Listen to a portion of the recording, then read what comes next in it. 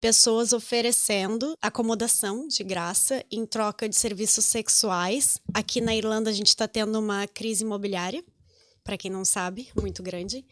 E tem gente tirando vantagem disso, né? Então, landlords, que são as pessoas que são donas dessas casas, a maioria que está tentando propor esse tipo de oferta são homens. E eles tentam fixar mais, né? Pelo que as pesquisas mostram, em estudantes, mulheres, imigrantes, pessoas mais vulneráveis, pessoas que não têm aquele support network, né, aquela rede de apoio ainda de amigas, de família, de gente que acabou de chegar, que está com problema financeiro, não tem emprego ou perdeu emprego. Então, os números mostram que isso está acontecendo na Irlanda.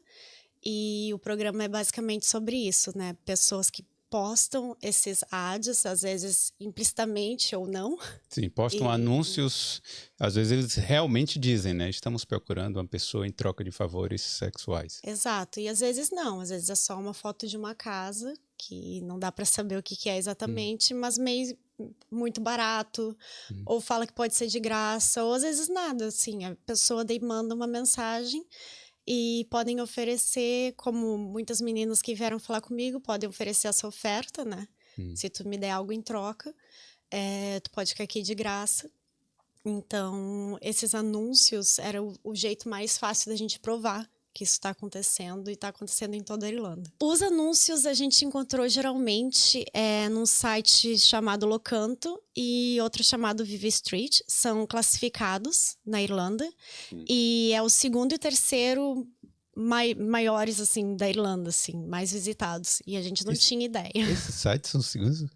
Porque Sim. eu não conhecia. Eu até vi lá no documentário, né, que vocês falam desses sites, mas eu não conhecia. Já conheço o Gumtree, Sim. que, desculpa o Gumtree aí, né, mas não tem uma boa fama também dos anúncios que tem lá.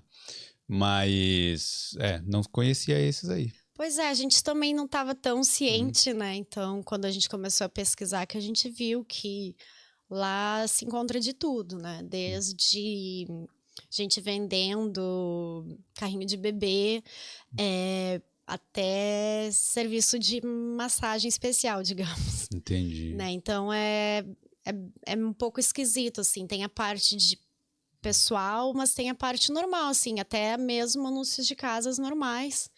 Então, é de tudo, né? Como classificados aí, tem de tudo. Gente buscando trabalho, babysitter, enfim. Independente de onde essas pessoas vão achar esses anúncios, não tem como justificar esse tipo de behavior que esses landlords têm, porque eles estão tirando vantagem de alguém que está numa situação vulnerável.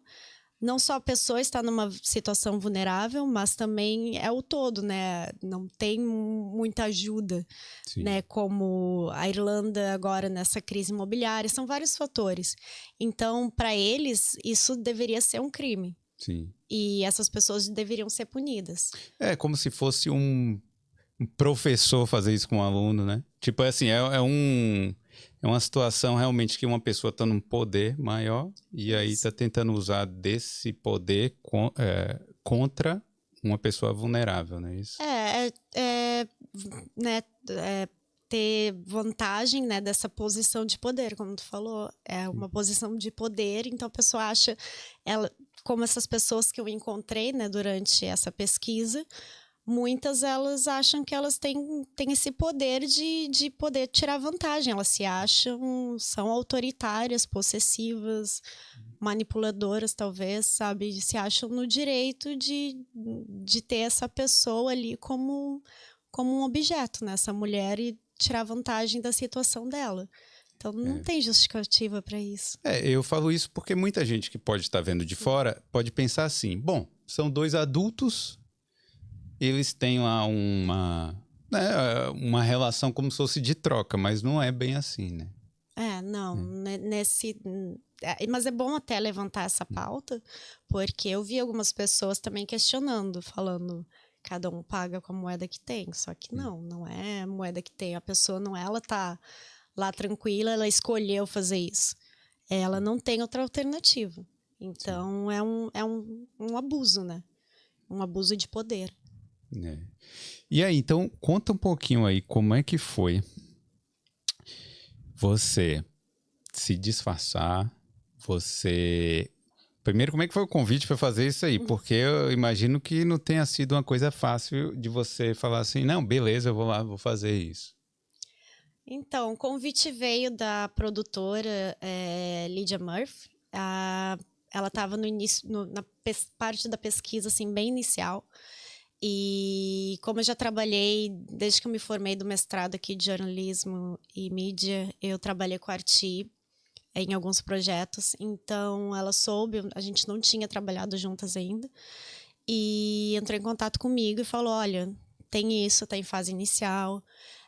A gente está querendo fazer um documentário com a Art Investigates, que é a parte onde eu trabalhei anteriormente também. Tu topa? E daí, claro, levou uns dias, né, para eu primeiramente decidir, mas como era algo importante para mim, é um tópico também, ainda mais por mulheres vulneráveis, imigrantes, enfim, não é minha realidade, mas eu sei que pode ser de muita gente que acabou de chegar, enfim. Então eu queria mostrar e alertar e quem sabe a gente consegue realmente agora levar essa lei para frente. Então eu tive bastante medo, não vou mentir, mas eu acho que essa vontade de provar que está acontecendo e talvez mudar era muito maior. No documentário até mostra a sua transformação, né? Sim, mostra. Te disfarçaram. Sem maquiagem na TV nacional, mas tudo bem. Sim. E aí foram lá, fizeram. Como é que foi esse disfarce? Porque você tinha que passar a imagem que era uma au pair, né? Isso, Então eu criei, digamos, personagens, né? Para me ajudar psicologicamente e também porque eu não poderia ir como eu, Bárbara, jornalista, né? Sim, claro. Acho que ninguém iria me aceitar, né?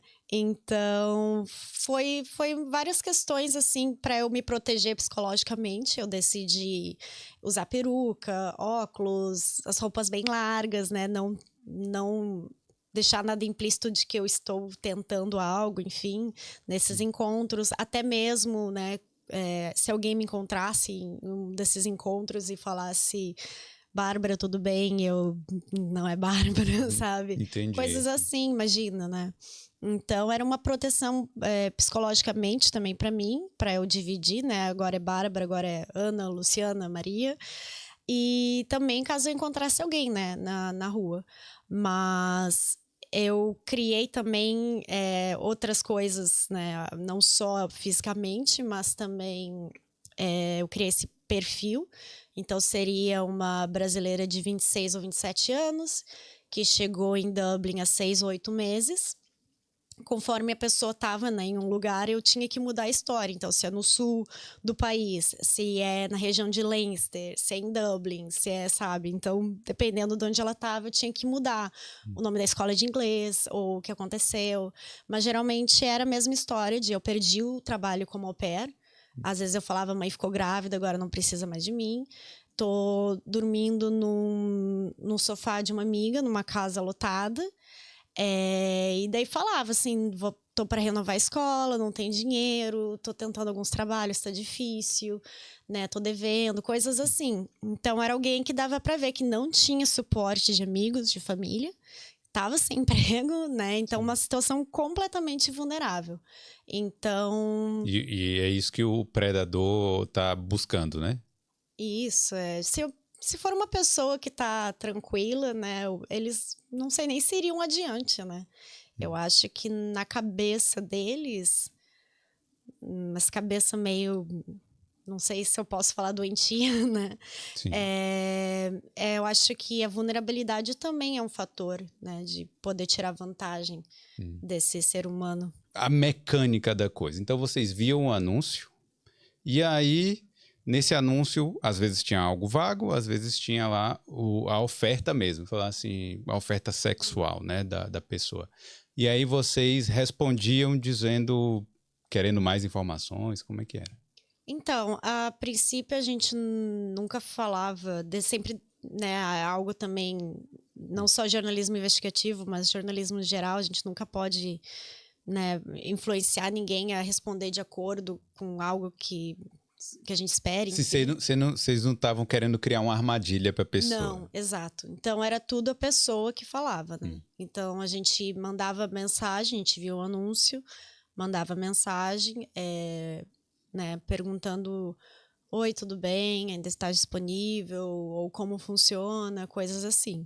E até a pessoa falar que seriam atos sexuais ou coisas, né, Dessa natureza. Exato. Entendi. E aí acabava acontecendo aquela troca de mensagens que estava mostrando lá no documentário, né? Isso. Vocês mandavam mensagens, ele mandava e tal, ficava aquela coisa. Era você escrevendo aquelas mensagens? Sim, eu e minha produtora, geralmente, ou uma ou outra, mas geralmente a gente juntas, às vezes eu tava com os telefones também, às vezes ela, às vezes a gente na Arti, depende, às vezes em casa. A gente nunca sabe quando vai receber, né, essas mensagens, mas teve um período que a gente estava com 5, 6 burner phones, que são esses telefones descartáveis que a gente usava para cada personagem, né? Então, como essas identidades que eu criei também chegaram há pouco tempo, o inglês não poderia ser bom, né? Sim. Então, alguns erros gramaticais eu cometia de propósito.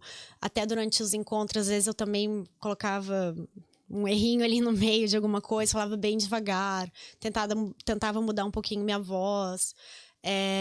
Então, coisas assim que a gente tem que pensar, né? Tem muita preparação antes de ir undercover, né?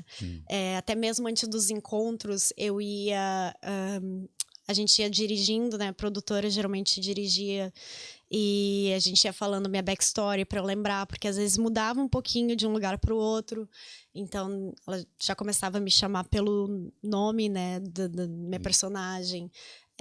As outras pessoas também, eu sempre tinha segurança, tinha os colegas. Então, toda vez, cada encontro eu chegava, tava todo mundo já lá, né? Preparado, né? Exato. Caso, né, alguma coisa saia do controle. Olha, eu imagino que já deve ser nojento ali para você estar mandando mensagem para esse cara, né? Sim. E aí, como é que foi então sentar frente a frente com o predador sexual? Não é fácil, né? Não é fácil sentar frente a frente com essas pessoas, até porque eu, Bárbara, claro, me dava muita raiva, né? Eu ficava assim, como é que pode essa pessoa, né, tirar vantagem de alguém, uma jovem que tá aqui há pouco tempo e não tem outros meios. Mas, claro, eu tinha que me colocar no lugar da Ana, Luciana, Maria, lembrar o porquê eu tava ali, né? O quão importante era respirar fundo. Mas não é fácil olhar nos olhos deles, né? E perguntar tudo e levar adiante, né? Então tem muita preparação eu também ficava, o que é importante agora? O que eu preciso perguntar? Quais são os, né, de um jeito natural, de um jeito que eu não pareça uma jornalista, né? Mudando também meu sotaque, etc. Muitas coisinhas. Mas teve encontros mais difíceis que outros, claro. Não vou mentir. Alguns eu sempre tava tremendo, às vezes na mão, ou suava a mão, ou ficava muito nervosa, assim, tipo, sentia meu coração batendo a 1000. Teve até um dos encontros que eu achei que, nossa, acho que eu vou levantar e vou embora, que eu não sei se eu vou conseguir fazer, que eu tava muito nervosa. Então, acontece, tinha dias que tava um calor absurdo e eu usando aquela peruca, casaco, um monte de coisa ali, fingindo que tava plena, né? Ainda mais tendo que levar o encontro adiante. A maioria deles não olhava direito nos meus olhos, assim, quando eles veem que é um ser humano ali, né? Que eles estão lidando, acho que começa a cair a ficha. Então, eles têm muito mais coragem, né, atrás da tela do computador ou no celular do que em pessoa, né? Teve alguns que sim, que parecia que não tinha problema nenhum, olhando nos meus olhos e falando tudo, mas a maioria dava para ver que eles ficavam bem bem incômodos quando tava uma pessoa ali de verdade fazendo essas perguntas para eles. Eu fico pensando assim, que eles sabem que estavam fazendo algo errado, mas ao mesmo tempo foram a fundo e falaram, não, vou lá encontrar com ela e vou tentar fazer o possível, né? Exato. É engraçado porque a gente não fala. Engraçado não, né? Nada na verdade é engraçado, mas é curioso, digamos. Porque no documentário a gente não mostra, a gente não teve tempo de mostrar essa parte, mas no meu artigo que eu escrevi sobre o assunto, que está publicado no site da Arty Investigates, eu falo que dessas pessoas, desses encontros que a gente mostrou, 4 deles, 2 deles, eles falaram que eles não iam tentar mais alguma pessoa. Quando eu falei, como uma das minhas personagens, olha, não é pra mim, eu não quero, acho que não vou conseguir, ou decido, vou voltar pro Brasil, eu falava algo assim. E daí eles falavam, ai, olha, que bom, também decidi contra, não sei o que eu tava pensando, enfim. E aí depois a gente retornava como uma outra pessoa chamada Jenny. Em um dos casos até a gente falou que era uma irlandesa, no outro não. E quando a gente retornava com a Jenny, eles continuavam, não, tá aqui a vaga, explicavam, O mesmo conversaram. script lá. Mesma coisa. E daí quando a Jenny falava, ai, não é pra mim, não vou à frente, o mesmo script. Ai, também não vou. Então é algo assustador, porque eles fingem, ai, bateu uma luz, vi que tá errado, vou mudar. Mas não, porque no momento que a gente retornou a mensagem como outra pessoa, eles continuaram. Fizeram a mesma coisa. Tentando, bem felizes, tentando conseguir o acordo com outra pessoa. Então é uma situação bem complicada. E então, na hora lá do encontro, que tipo, vocês falaram, né? Vamos encontrar num café, algo assim, né? Então, você não estava correndo muito risco ali. Tinha muita gente ao redor, né? Tipo assim, pra te proteger, né? Se algo fosse... Não vai tentar isso em casa, né, galera? Então você tinha uma rede ali pra te proteger também, né? Tinha o pessoal da Arty, tinha geralmente 2 seguranças também, disfarçados. O pessoal da Arty também disfarçado, como se estivesse ali bebendo o seu cafezinho, né? Alguns colegas com as câmeras, como vocês podem ver no documentário, tem um ângulo da minha câmera, geralmente, mas também tem um ângulo de mais 1 ou 2 câmeras, sabe? Então, a gente tava postos ali, né? Então, a princípio, né, o meu maior medo era durante, né, esses encontros de... Claro, não sei como essa pessoa é, nunca encontrei essa pessoa na vida, né?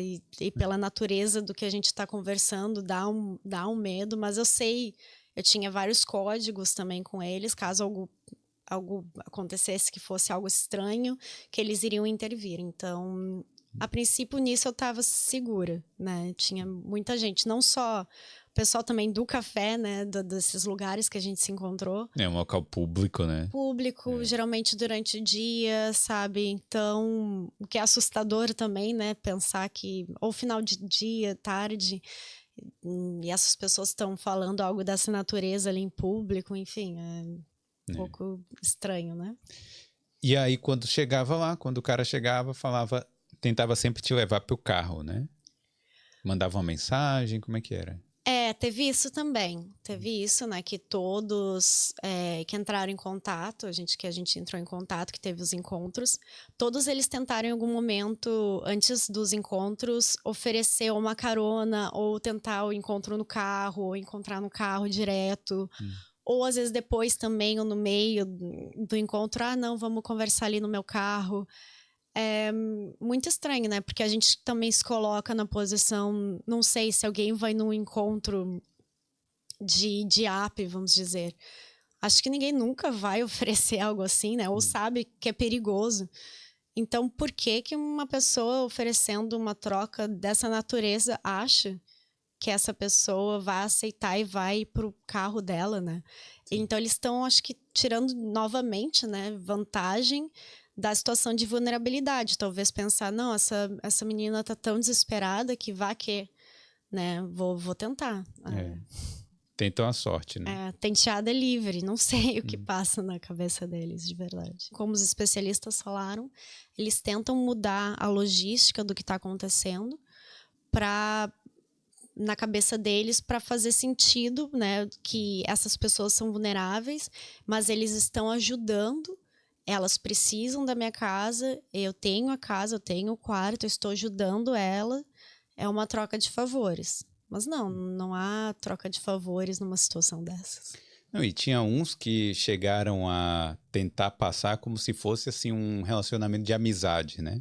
E falar assim, não, você vai ficar aqui na minha casa e aí se você quiser, aí acontece o ato e tal. Tentava fazer como se não fosse algo forçado. Era uma manipulação, né? Todos parece que... A maioria, assim, parece que seguiu um script, sabe? É bizarro. Então, eu, né, não posso julgar também se é manipulação. Não, eu, Bárbara, não Arti, acredito que sim, né? São pessoas mais manipuladoras. Mas a maioria, sim, dava pra ver. Depois que a gente teve o primeiro, o segundo, parece que tem aquela pattern, né?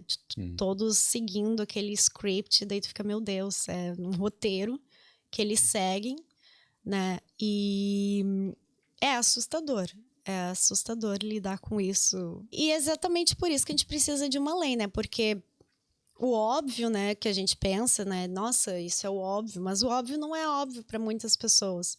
Elas não veem. E por isso, como sociedade, às vezes a gente precisa de uma lei, né, para punir e para proteger as outras pessoas que são afetadas, né, numa situação dessas. Olha, eu acho que mais importante ainda que a lei é a gente bater esse papo aqui. Porque, na verdade, o que tem que acontecer é conscientizar a pessoa. Porque vai ter muito... Por exemplo, vamos supor que tem uma lei que proíba esse tipo de anúncio. Sim. Aí sempre tem uma forma de burlar, né? O cara botar um símbolo, alguma coisa, algo assim. Mas, claro, é importante ter e tal, né? E, sei lá, punir aí, principalmente quem está oferecendo esse serviço.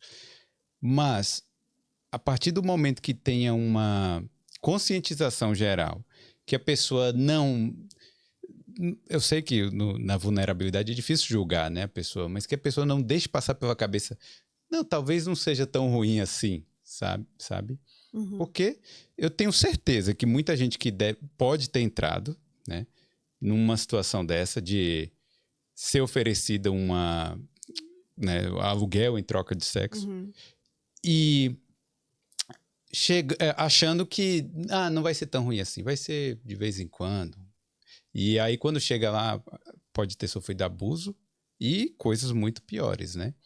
Então eu acho que a conscientização ela deve ser mais importante ainda que a lei. Não estou dizendo que a lei não deva existir, mas eu acho que a conscientização que é a chave. Não, eu concordo que conscientização é muito importante e concordo também que muita gente afetada são meninas muito jovens.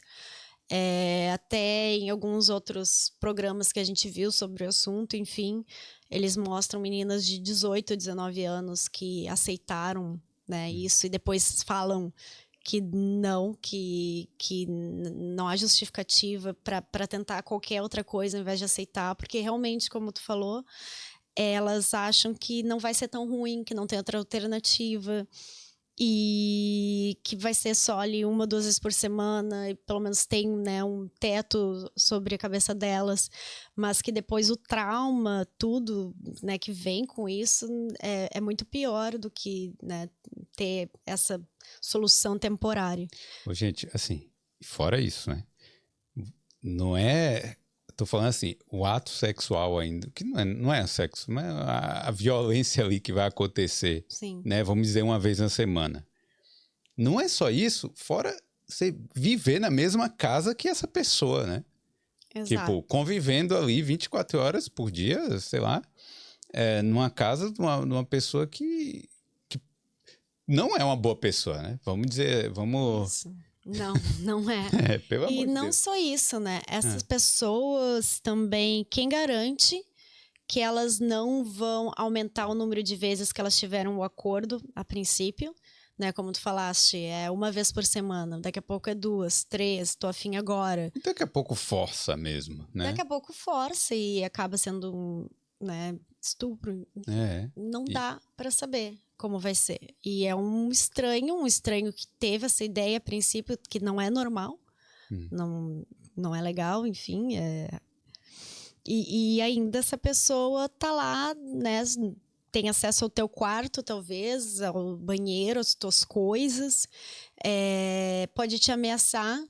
Enfim, são muitos fatores, né, que acho que às vezes coloca a pessoa ainda em uma situação mais vulnerável ainda do que ela já estava antes, de não ter casa, acomodação. Teve uma pesquisa que foi feita e em 18 meses, no Reino Unido, 59 mil mulheres foram oferecidas esse tipo de acordo. 59 mil? Em 18 meses. Mas não significa que essas 59 mil aceitaram, né? Não, foram 59 mil que, né, foram oferecidas esse tipo de oferta. Mas é um número grande, 18 né? meses. Eu tenho os números ali em algum... Mas o que quer dizer que se colocasse esses números para a Irlanda, né, como somos um país menor, seriam em torno de 4 mil mulheres que foram oferecidas esse tipo de troca de sexo por aluguel em 18 meses. Olha isso. E é muito grande, né? Ainda mais para um país pequeno e ainda as pessoas acham, não, todo mundo é bonzinho, né? É verdade. Não é bem assim. Não, mas tem os ruins, né? Tem os ruins. Sempre tem, em qualquer lugar do mundo, né? Não, mas mesmo realmente, se coloca em proporção 59 mil e aqui 4 mil é um número impressionante, né? Sim. Porque, e como a crise aqui está mais acirrada, eu acho, tá mais grave do que no UK, provavelmente o número aqui pode ser até maior. Exato, é que a gente não tem, né? Infelizmente, não teve esse tipo de pesquisa sendo feita aqui. Mas eu acredito que pode ser maior sim, porque a crise imobiliária aqui está muito grande. Para ver mais histórias como essa, se inscreve aqui no Boulder.